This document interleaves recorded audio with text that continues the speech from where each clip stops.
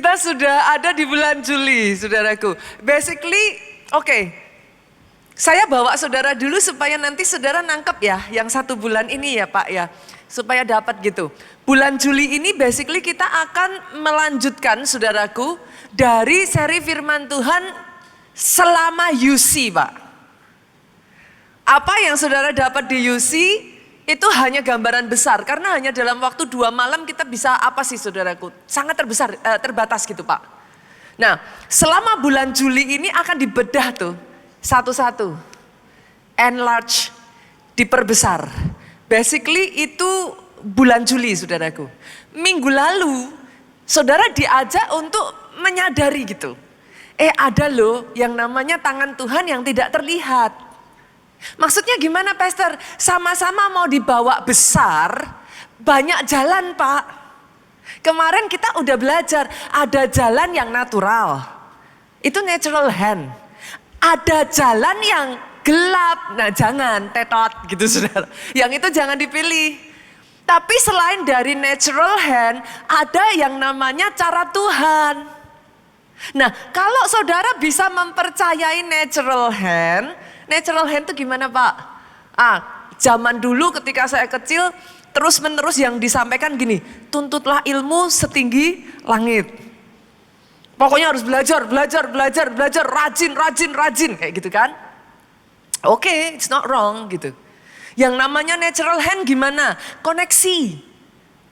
Koneksi itu penting. Dengan siapa engkau bergaul akan menentukan masa depanmu. Itu juga jangan dianggap remeh.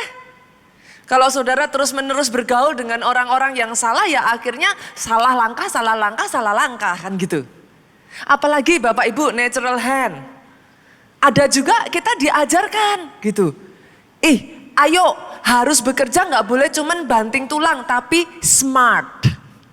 Ya kan semuanya itu natural hand. Nah ini yang saya maksudkan Bapak Ibu. Kalau untuk natural hand aja gampang buat saudara percaya. Kenapa nggak ditambahin? Ada loh tangan Tuhan yang tidak terlihat. Ada caranya Tuhan. Kadang manusia mempercayai yang ini tapi susah percaya yang satunya. Hari ini perluas supaya Tuhan bisa kerja melalui yang ini tapi juga bisa kerja melalui yang satunya. Aminnya boleh yang paling keras. Kalau mau tepuk tangan jangan separuh-separuh. Nah bagian yang kedua ini Bapak Ibu saya naruh landasannya buat saudara. Kan mau di enlarge toh basically temanya yang Juli ini. Tapi sama-sama di enlarge boleh nggak? Expand from within. Diperbesar dari dalam. Oke? Konsep dasarnya ini. Di dunia kita ini saudaraku, apa yang telah terlihat, yang saat ini saudara lihat itu, telah terjadi dari apa yang tidak terlihat. Pesawat gak tiba-tiba nongol, dimulai dari pemikiran, dimulai dari ini itu dan lain sebagainya. Percobaan yang gagal berkali-kali gak tiba-tiba nongol saudaraku. Jadi apa yang terlihat? Dengan kata lain gini, kesuksesan yang bisa dilihat mata, naik level yang bisa dilihat mata, ekspansi yang bisa dilihat mata, itu semua Pak terjadinya Tuhan lebih dulu expand yang di dalam. Oke ya. Maksudnya gimana Pastor? Kalau saudara mau lihat ekspansi yang di luar itu kelihatan, Bapak Ibu, jangan lupa hatinya harus digedein dulu. Kalau hatinya sempit, dikit-dikit kena, dikit-dikit ketabrak, dikit-dikit kesenggol. Hatinya digedein dulu, kapasitasnya digedein dulu. Kalau enggak mau dikasih Tuhan berkat, justru malah ya, saya nggak bisa Pastor, saya nggak bisa, nanti capek. Oke ya. Kenapa kok enlarge yang di luar tuh harus di dalam dulu, apalagi imannya. Seringkali masalahnya tuh bukan Tuhan belum kasih Bapak Ibu. Seberapa imanmu nyampe atau enggak gitu aja. Ini understanding yang diajarkan di gereja kita.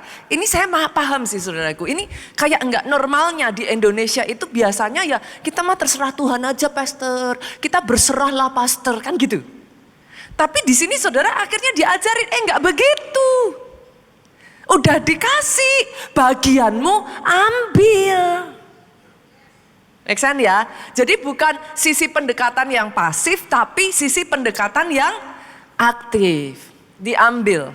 Nah, jadi saudaraku, kalau saudara hanya mengejar yang kelihatan luarnya expand, gede, enlarge, tapi dalamnya nggak dikerjain, nggak bisa jangka panjang. Make sense ya? Itu sebabnya saya perkatakan buat setiap saudara di tempat ini, ketika Tuhan bawa engkau naik, engkau nggak cuma naik terus cepet turun. Dibawa Tuhan naik, terus naik, semakin naik, jadi kepala bukan ekor. Itu yang saya rindukan terjadi Bapak Ibu. Jadi expand from within, dari dalam. Oke? Sama seperti, saya tarik lagi nih, boleh ya saya lanjutkan ya. Sama seperti zaman dulu Tuhan itu bawa bangsa Israel itu juga expand Pak, enlarge. Gitu. Tuhan yang besar gak akan mau anaknya kecil terus. Makanya dari tahun ke tahun patternnya akan sama. Itu di enlarge terus. Umatnya akan selalu di enlarge. Sampailah ke zaman sekarang ini saudara, get ready for enlargement. Bersiap untuk diperluas. Itu ceritanya. Oke, sekarang saya bawa saudara ngelihat dulu boleh ya? Kita buka ya, Keluaran yuk, bangsa Israel. Pasal 3 ayat 8. Sebab itu aku telah turun untuk melepaskan mereka dari tangan orang Mesir. Dan menuntun mereka keluar dari negeri itu ke suatu negeri yang baik dan luas. Suatu negeri yang berlimpah susu dan madu. Ke tempat orang Kanaan, orang Het, orang Amori, orang Feris, orang Hewi, orang Yebus. Saudara jangan terfokus yang lain dulu ya. Saya mau ngajak saudara, membawa saudara memahami awal mulanya. Kan bangsa Israel pastor, kok sampai bisa ada di Mesir? Saya tarik itu dulu. Saudara harus ngerti, iya juga ya kenapa bisa sampai di Mesir ya gitu. Ceritanya saudaraku satu kali, masih ingat gak Yusuf dijual saudaranya? Dia dijual, dibuanglah dia ke Mesir. Dia jadi budak. Jadi budak dasar rencana Tuhan. Mau saudara jadi budak kayak mau saudara apapun kayak gak perlu marah sama orang di kiri kananmu, amennya yang paling keras. Difitnah kayak mau diapain kayak udah itu bukan urusan saudara. Fokusnya jangan di situ. Fokusnya ke Tuhan saudara aja. Percaya aja dia Tuhan yang faithful. Dia Tuhan yang setia. Sanggup menjadikan engkau full of faith. Untuk mempercayai bahwa dia yang setia akan menyelesaikan rencananya dengan atau tanpa siapapun. Make sense ya Bapak Ibu? Nah akhirnya Yusuf yang dibuangnya jadi budak, diangkatlah dia jadi orang nomor 2 di Mesir. Kelaparan terjadi, kekeringan terjadi. Saudara-saudara Yusuf, orang tuanya Yusuf datang mau beli gandum. Saya bikin singkat aja saudaraku biar gak kelamaan. Akhirnya saudaraku Yusuf mengangkat Israel. Bapaknya Yakub namanya diganti jadi Israel. Dibawalah dia ke Mesir. Alkitab mencatat awalnya yang datang cuman 70. Ditaruh di satu tempat namanya Goshen. Keluaran nanti, saudara boleh lihat deh, dimunculin aja multimedia. Kejadian 47 ayat 6. Goshen ini satu tempat yang subur Bapak Ibu, kenapa dia dekat sungai Nil. Ini tempat bagus. Nah di Goshen itulah, nanti saudara munculkan lagi, saudara lihat munculkan lagi Keluaran 1 ayatnya yang ke-7. Multimedia cepat aja ya. Disitulah saudara bangsa Israel beranak cucu. Bertambah banyak. Akhirnya jadi gede. Dari yang cuman 70. Oke ya, sampai situ saudara sudah nangkep kenapa kok akhirnya sampai di Mesir. Nah, setelah jadi gede semuanya baik, ini penyakit semua manusia, nyaman. Nyaman. Banyak orang setelah diberkati Tuhan jadi nyaman. Lupa lo yang ngasih berkat itu siapa? Lupa lo sumbernya dari mana? Akhirnya nggak cari Tuhan lagi. Memangnya cuma pengusaha saja yang nyaman. Halo para pelayan Tuhan, KKS, pelayan, leader. Setelah timnya besar. Nih, IR1 nih saya tantang nih. Setelah timnya jadi, komselnya banyak, nyaman, nggak lagi mau memenangkan jiwa-jiwa, nggak lagi mau cari jiwa-jiwa. Udah nyaman pastor, kita makan-makan aja. Jangan disuruh pergi-pergi terus pastor, udah ngumpul enak kok. Kalau nggak hati-hati, nyaman. Saudara nggak sadar, saudara kumpul buat apa sih? Diselamatkan untuk menyelamatkan. Diberkati untuk jadi berkat. Kalau udah diberkati nanggrok, apaan botis nanggrok? Maafkan bahasa Jawa saya. Kalau udah diberkati, saudara tuh mager. Akhirnya cuman diam aja, ya sejauh itu. Bukan Tuhan gak memberkati loh. Saya gak perlu menakut-nakuti saudara. Kita tidak diajarkan dengan cara yang salah. Tapi ketika engkau diberkati jadi berkat. Kan Tuhan tahu berkat segitu gak cukup. Digedein kan? Supaya bisa terus jadi berkat. Lah tapi kalau saudara berhenti ya sudah. Sampai di situ juga. Banyak kali bahkan gara-gara udah nyaman timnya, gak ada inovasi baru. Tadinya haus darah tuh saudara. Banyak pengusaha juga gitu. Awalnya saudara nobody. Haus darahnya gede banget tuh. Wah, dari pagi sampai malam, pagi sampai malam, pagi sampai malam. Lalu kalau ada orang yang nyalain saudara, itu kok diberkati Tuhan, kok saya enggak. Segala sesuatu ada dasarnya Bapak Ibu. Saudara enggak bisa bilang saya puasa, saya ini, saya itu. Semua itu ada dasarnya. Lah kalau yang satu ini haus darah habis-habisan kayak gitu. Saudara cuman ya diberkati syukur. Enggak, ya saya mah nerimo aja pastor.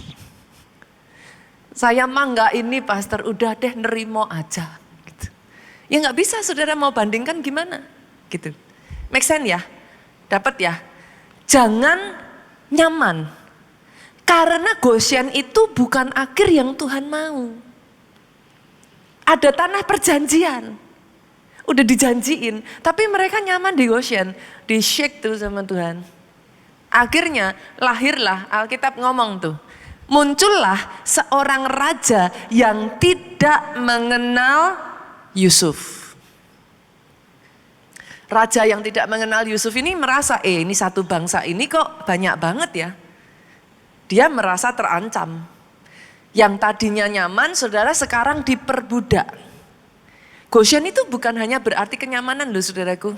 Yang kedua, ada banyak orang gak sadar. Ada orang nyaman di kenyamanan, tapi ada orang nyaman di penderitaan. Lucu toh manusia itu. Masa pastor nyaman kok di penderitaan? Loh iya. Nyaman, akhirnya penderitaan jadi identitas. Ya emang saya udah lahir bawaannya emang kayak gini pastor. 7 keturunan memang kayak begini, saya mau apa lagi? Saya bisa apa pastor? Apalah saya ini sebutir debu.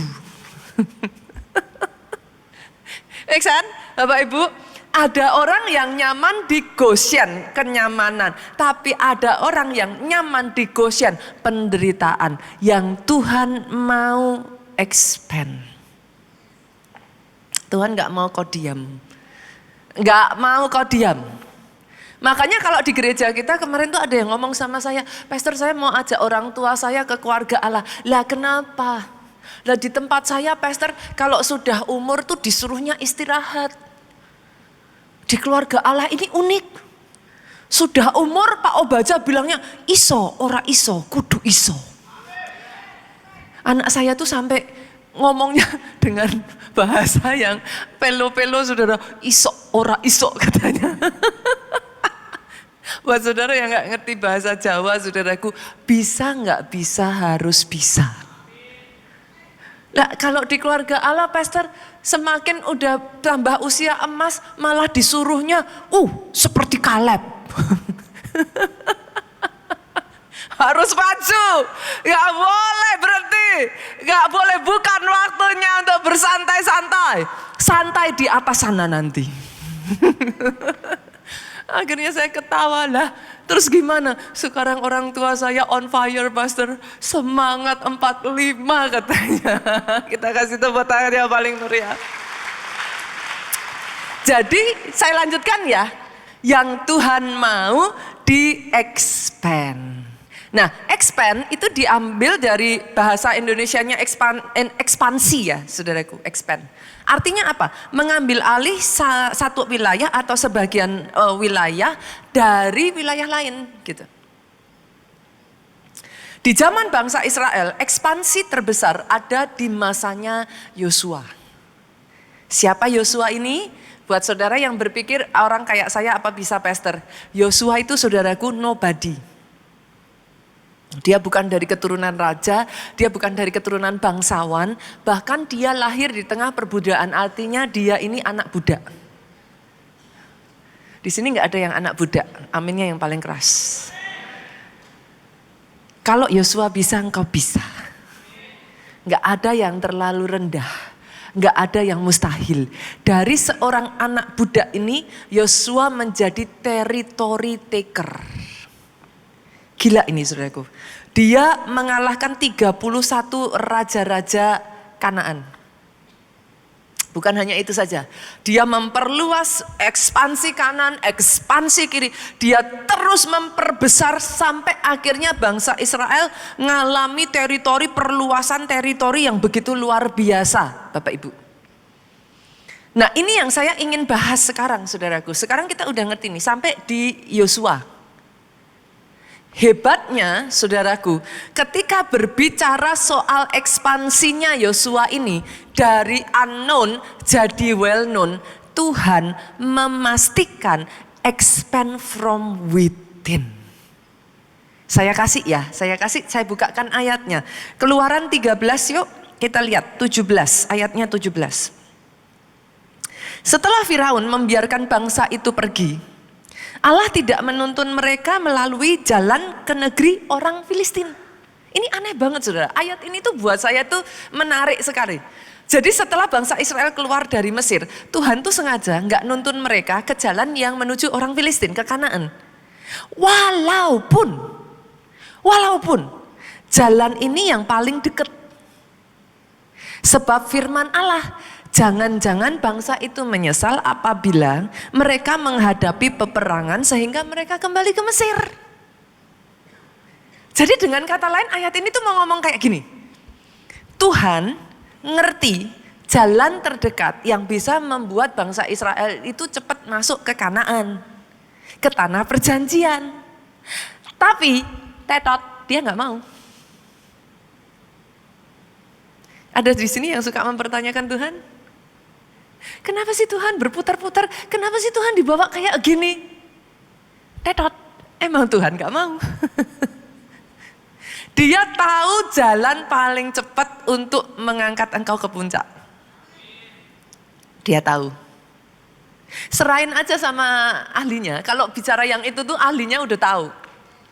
Dia ngerti kok mana yang paling dekat nih. Yang membuat saudara paling cepat diangkat. Tapi saudara mau apa kalau dia gak mau? Dibawalah dia berputar-putar tuh 40 tahun di padang gurun. Pertanyaannya kan jadi gini, Tuhan kok Tuhan kayak gitu, kenapa? Alkitab ngasih jawaban.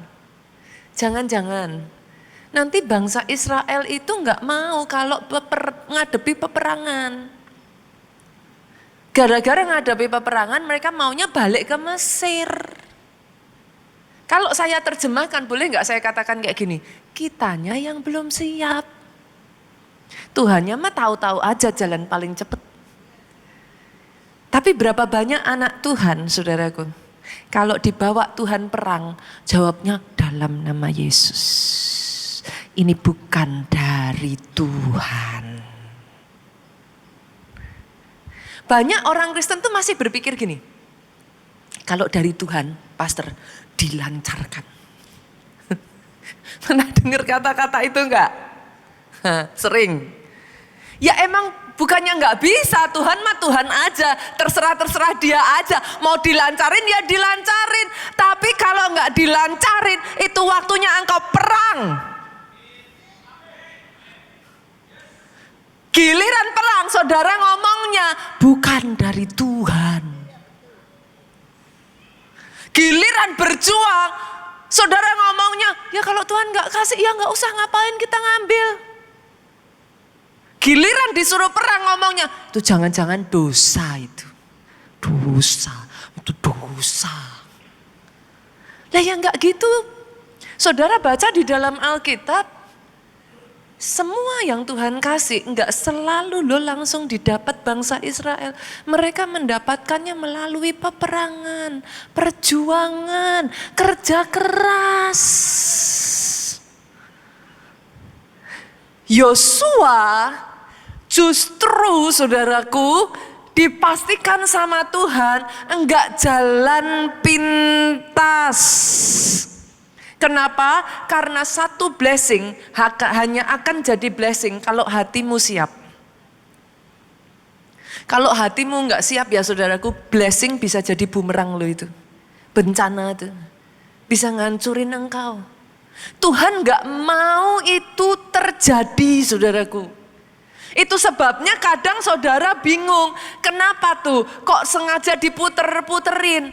Expand from within dulu Pak. Kalau enggak siap udah diangkat langsung naik, gampang, sombong, kepalanya gede.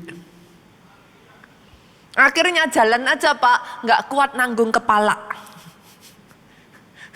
Kegedean kepala. Sampai akhirnya enggak bisa nunduk. Saking gedenya kepala cuman bisanya gini. Makanya saudaraku, kenapa kok memang harus expand itu harus from within. Saudara pernah gak sih lihat balon tuh?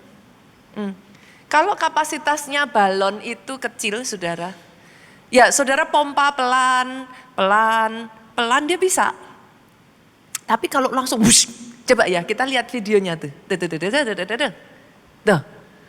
Tuh, kalau kapasitasnya tuh dibenggangkan saudara, dibenggang, benggang,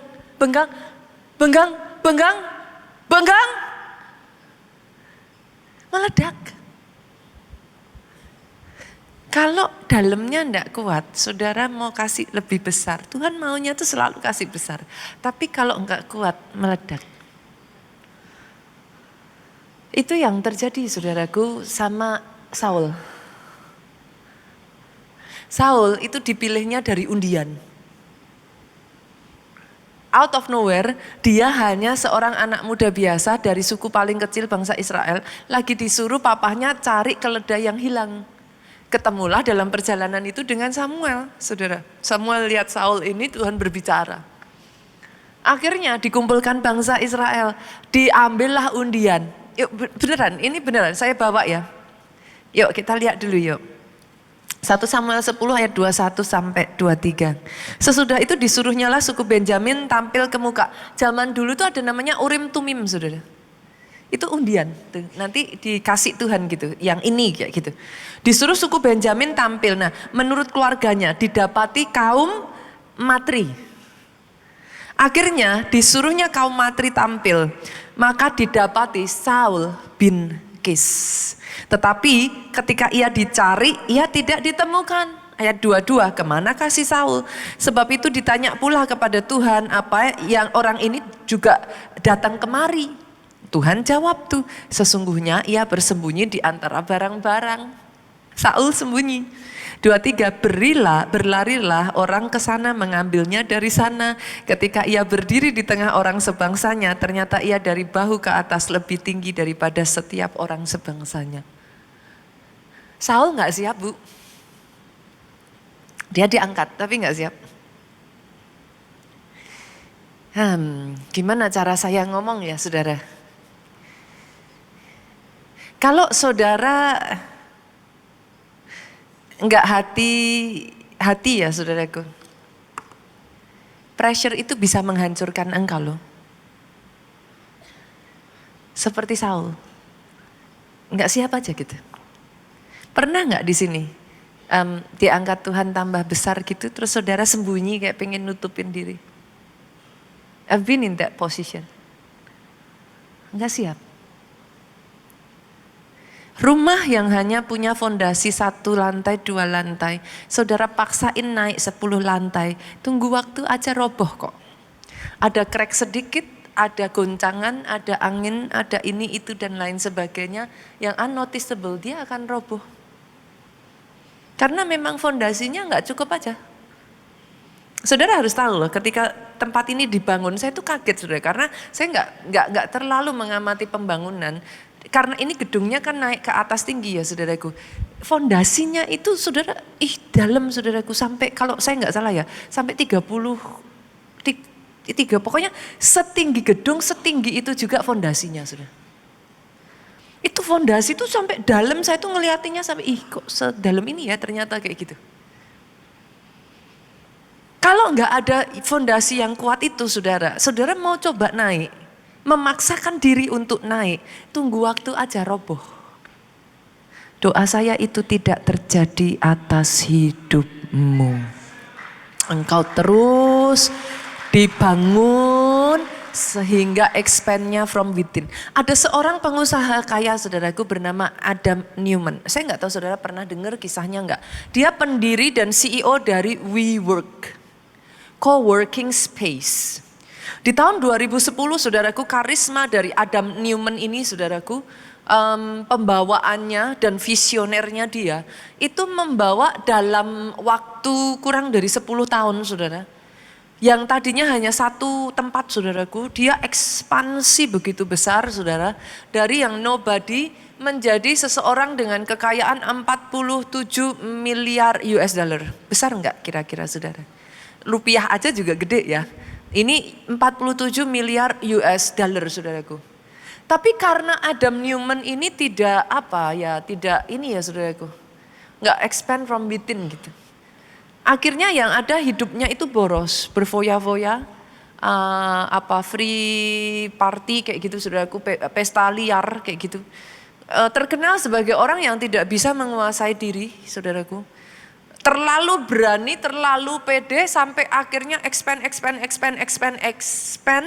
tapi tidak diawasi dengan benar gitu Pak. Manajerialnya tidak ditata dengan baik, akhirnya berani sekali ngambil hutang saudaraku. Sampai di 2019 perusahaannya tuh mau IPO saudara. Kedapatanlah oleh masyarakat, utangnya itu gede banget. Jangan salah ya saudaraku. Ada banyak orang yang kelihatannya di luar kaya. Memang lebih dari saudara, tapi utangnya juga lebih besar.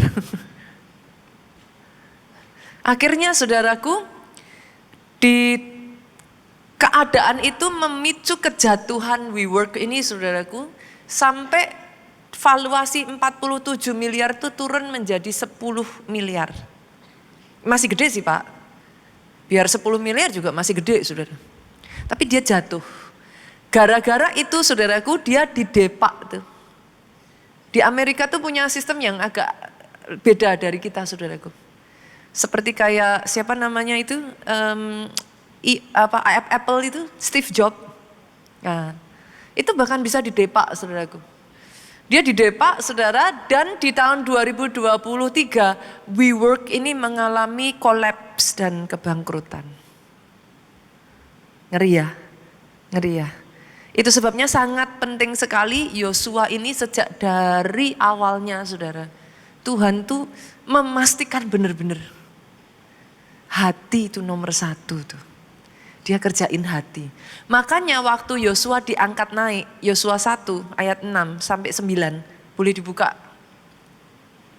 Saudara akan menemukan dalam 3 ayat, itu kata hanya. Kuatkan dan teguhkan hatimu.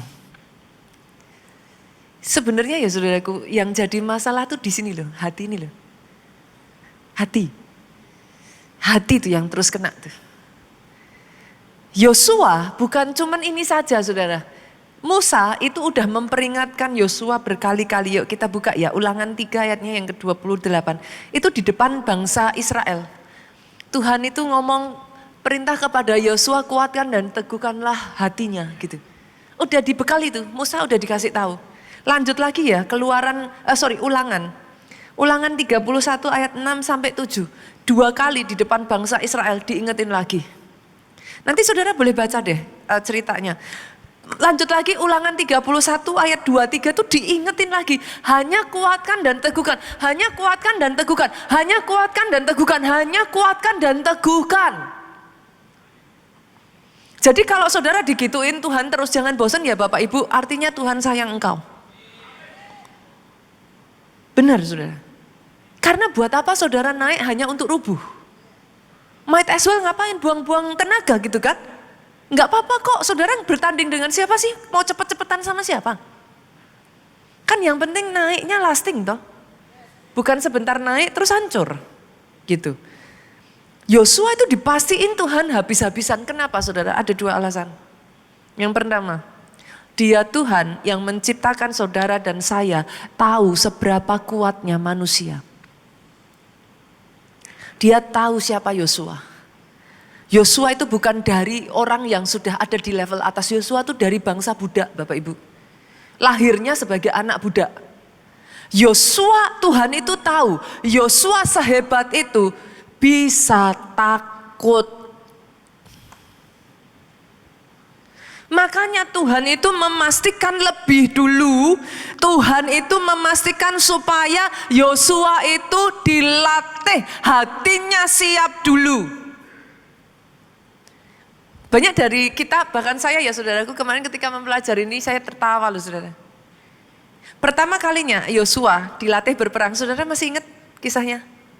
Tuhan itu segitu sayangnya sama Yosua sampai saya tuh berkali-kali ngalami dalam hidup saya, jadi kayak saya tuh ngerti gitu. Sengaja diizinkan Tuhan, kemenangan peperangan pertama Yosua itu message-nya very clear, bukan kamu tapi aku. Masih ingat ketika Yosua perang, Musa angkat tangan menang, Musa turun tangan kalah, itu peperangan pertama Yosua. Yosua tuh dibuat sampai di titik dia nggak bisa bangga.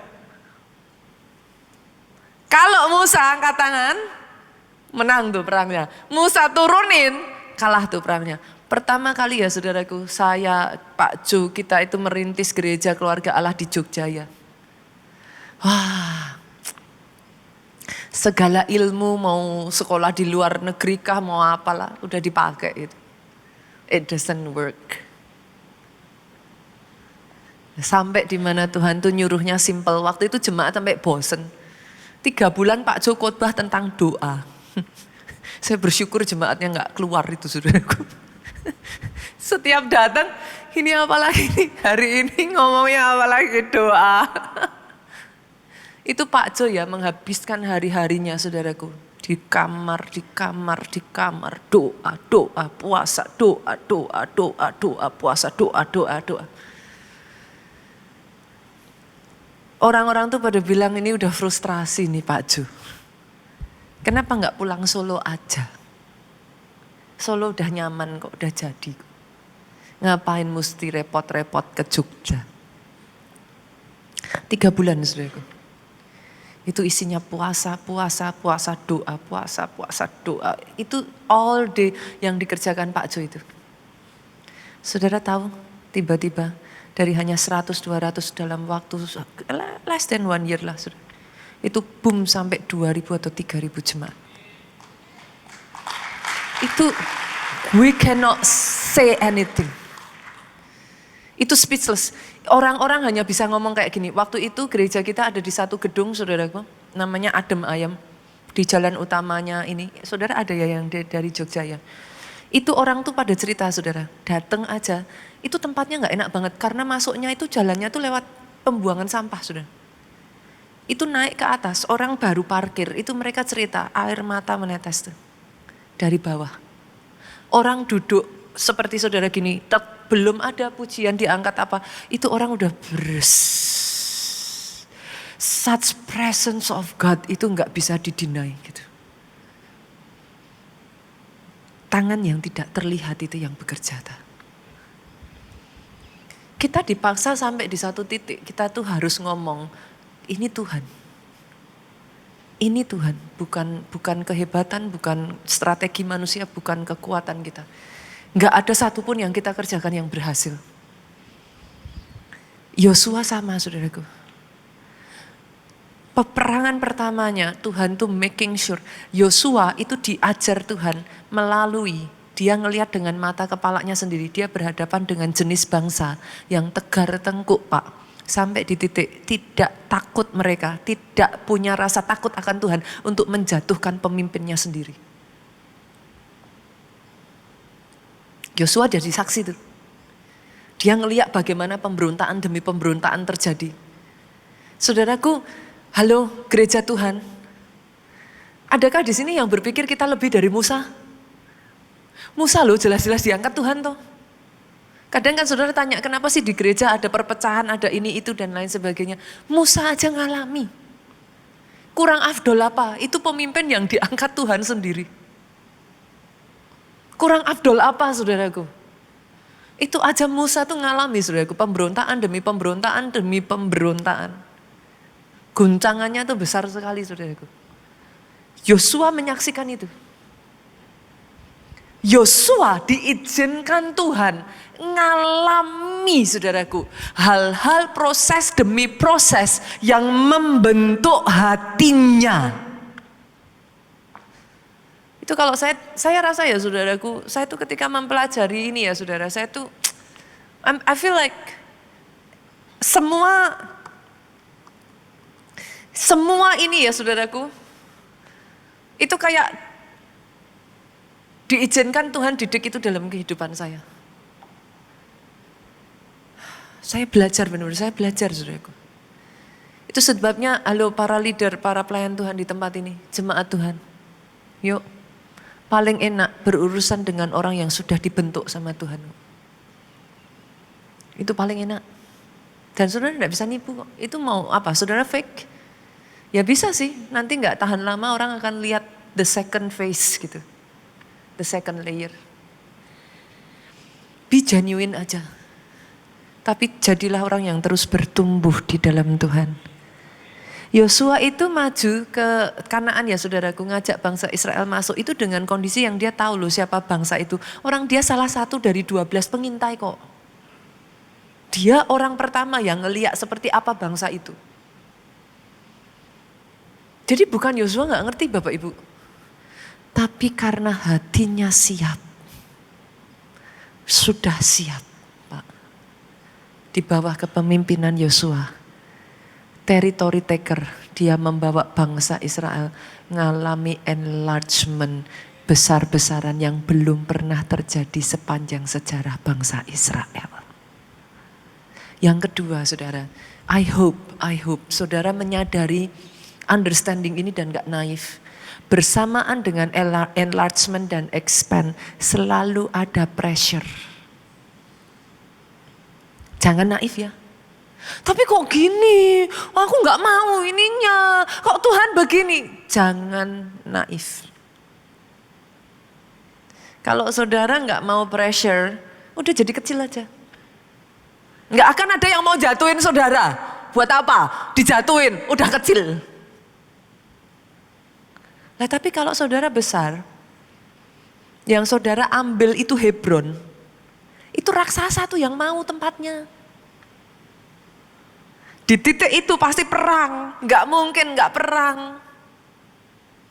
Nah kalau tempatnya kecil-kecil mah, ya Udah kasih aja gitu. Tapi kalau orang sudah melihat yang di depan matanya itu susu dan madu, gak mungkin gak perang saudara. Terus kalau di posisi itu saudara perang dan saudara, aku gak mau perang, udah di Mesir aja. Nah itu sebabnya sama Tuhan diajak puter-puter. Bangsa Israel 40 tahun puter-puter sampai akhirnya ketika perang ngadepin Kanaan, mereka gak punya pilihan yang lain. Mereka bilang, I'm sick of it.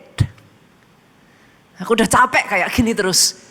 Udah perang, maju, hadapi. Make sense Bapak Ibu? Nah.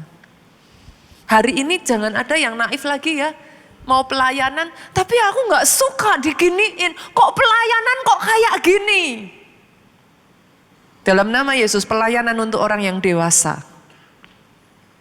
Amin ya, boleh yang paling keras. Terus saudara jangan ngomong gini sama saya ya. Tuh kata pastor, pelayanan untuk orang yang dewasa. Saya belum dewasa kok pastor. Sudah pastor, saya nggak usah. Saya udah tim cheerleader aja saya. Saya nggak usah yang aneh-aneh. Saya duduk manis, cantik, senyum. Yang penting saya ada di situ pastor, saya datang. Nggak gitu juga saudaraku. Nanti di depan saudara turun jangan pulang dulu ya. Saudara tadi lihat nggak waktu masuk di lantai 1? Hah, belum lihat? Oh, nggak lewat lantai 1? Nanti turun ke lantai 1 ya. Teman-teman mempersiapkan luar biasa Bapak Ibu. Turun ke lantai 1. Turun ke lantai 1. Saya cekik nggak turun ke lantai 1.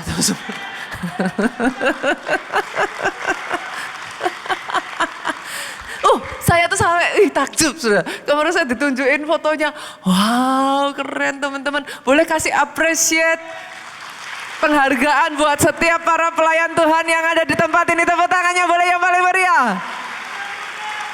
Ayo melayani. Harus melayani. Pressure kenapa? Kenapa sih takut?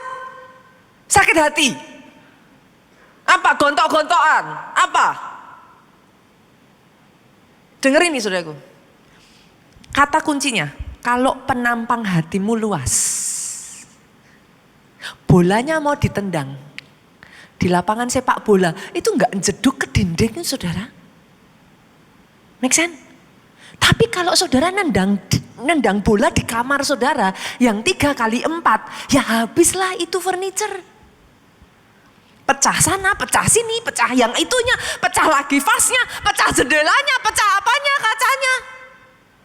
Lah tapi kalau saudara nendang bolanya di lapangan sepak bola bisa pecah?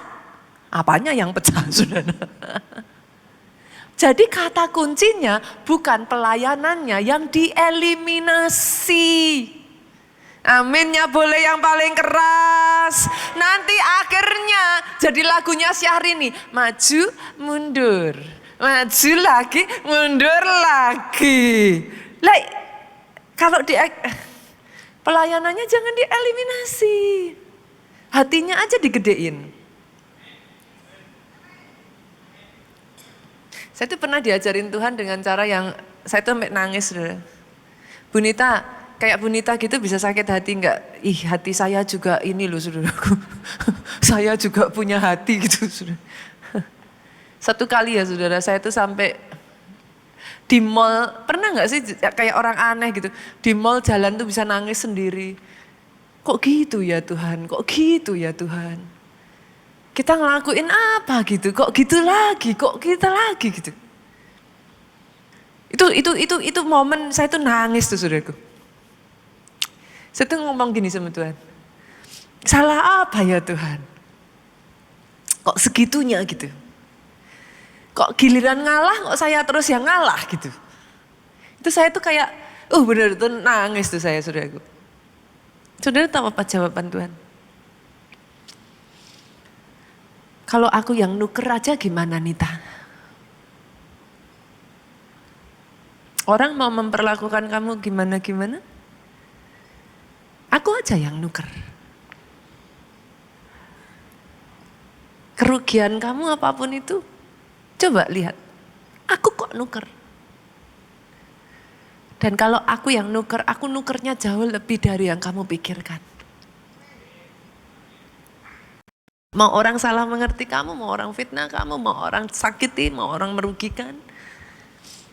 Kenapa? Enggak apa-apa kok. Kamu dirugiin berapa? Aku ganti 2 kali, 3 kali lipat, selesai perkara. Itu saya nangis. Saya kayak orang di mall jalan.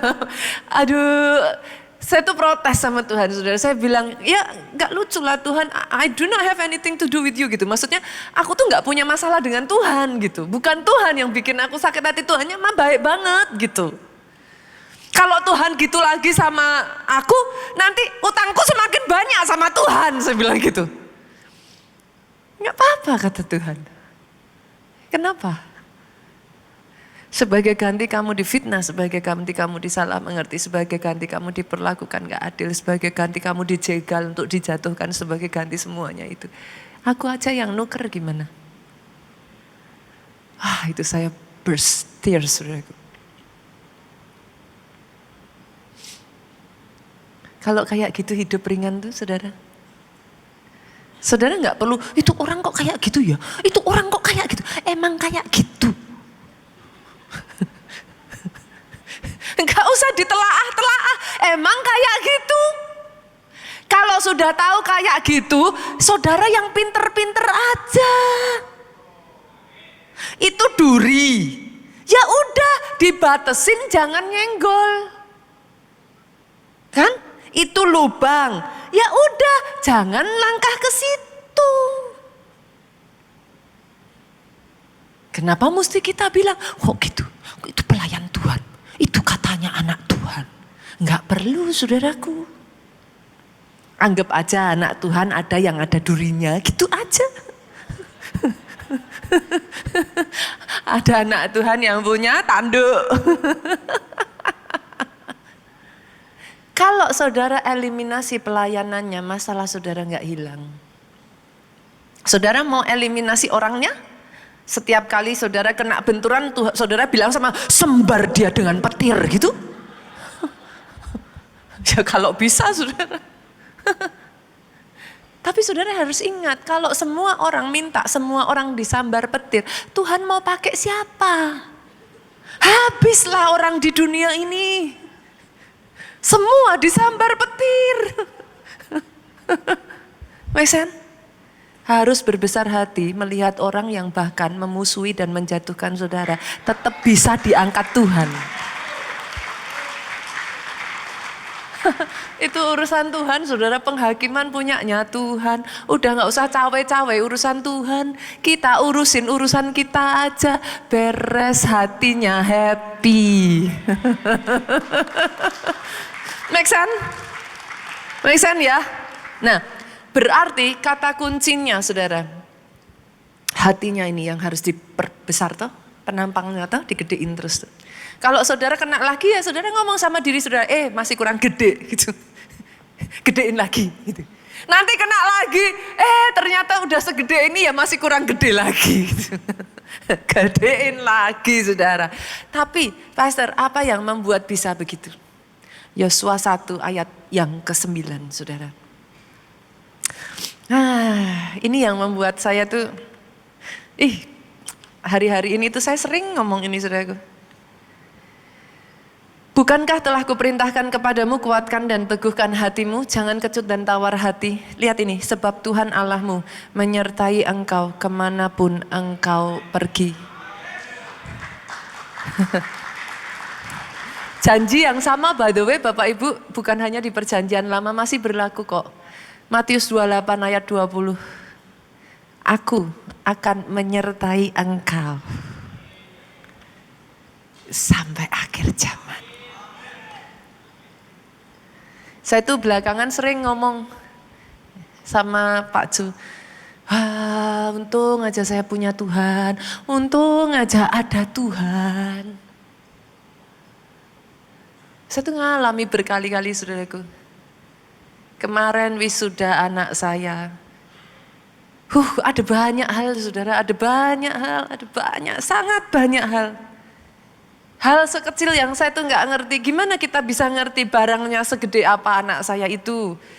Ternyata manusia itu bisa mengumpulkan barang sebanyak itu saudaraku dalam waktu singkat gitu. Saya pikir udah dibawa pulang, udah saya beresin saudaraku, udah selesai.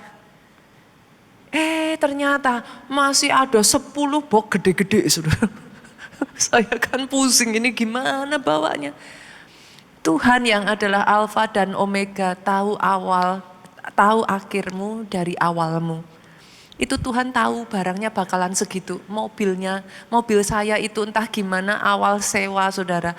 Mobilnya itu yang harusnya saya sewa diambil orang. Dikasihlah mobil segede gaban saudaraku. Saya pikir ini mobil ngapain segede ini. Hanya untuk mendapati ternyata mobil yang udah segede gaban itu hampir tidak cukup. Jadi benar-benar pas.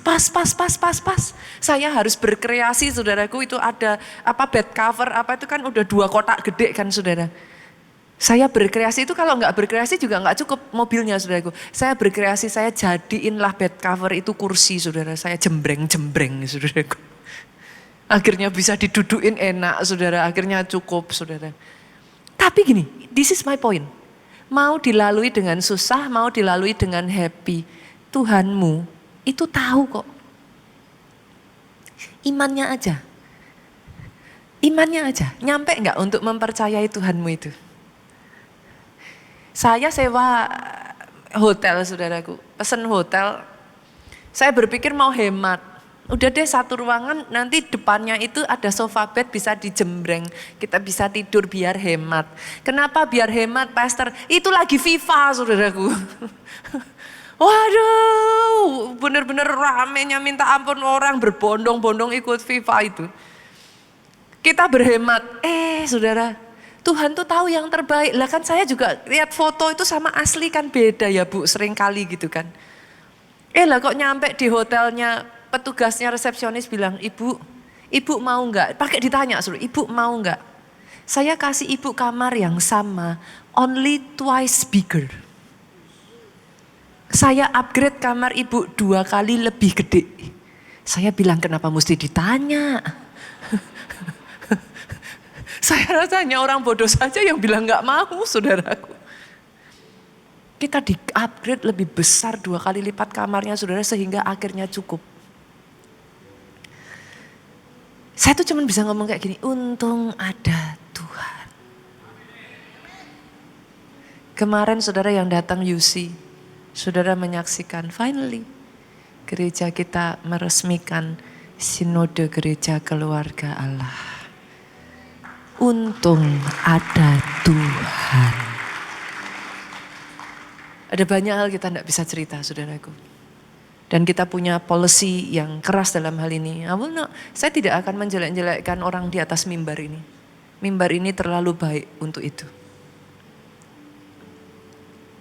Tapi saya hanya bisa mengatakan ini, untung saya punya Tuhan. Boleh Bapak Ibu? Diperbesar terus yuk. Jangan jadi orang yang menghalangi Tuhan untuk memakai hidupmu. Hanya karena ego, kemarin minggu lalu saya sampaikan, egomu yang kaku dan tidak laku harus dipaku. Banyaknya ini kok saudara. Kita masalahnya tuh hanya gak mau ngakui aja. Seringkali ini yang kena gitu. Dan ketika ini yang kena saudara pakai alasan rohani kan. Akhirnya kan jadi semua kena gitu. Tapi sebenarnya kalau yang ininya bisa diturunkan udah beres kok semuanya. Gak apa-apa saudara yang mengalah, gak apa-apa saudara yang seolah-olah kalah. Tuhan gantikan semua buat saudara kok. Yang penting saudara tetap benar di hadapan Tuhan. Titik habis perkara. Nanti Tuhan yang bela saudara. Nanti Tuhan yang mengangkat saudara. Bukan dengan cara manusia, bukan dengan emosi kita, bukan dengan ambisi kita yang memaksakan diri. Tapi Tuhan sendiri mau sembunyi aja dipaksa keluar kok nggak bisa sembunyi. Boleh? Di titik itulah saudara bisa mengatakan, aku punya Tuhan yang besar, yang telah berjanji Dia sanggup, dia mampu. Imanku bersepakat, percaya kuasa-Mu, ku terima sekarang. Hanya kalau saudara nyadari ini, baru bisa dari mulut saudara ngomong, segala perkara dapat ku tanggung. Kalau Tuhannya nggak besar, nggak kuat. Tapi kalau engkau punya Tuhan yang besar, engkau bisa katakan, ya bangkit berdiri sama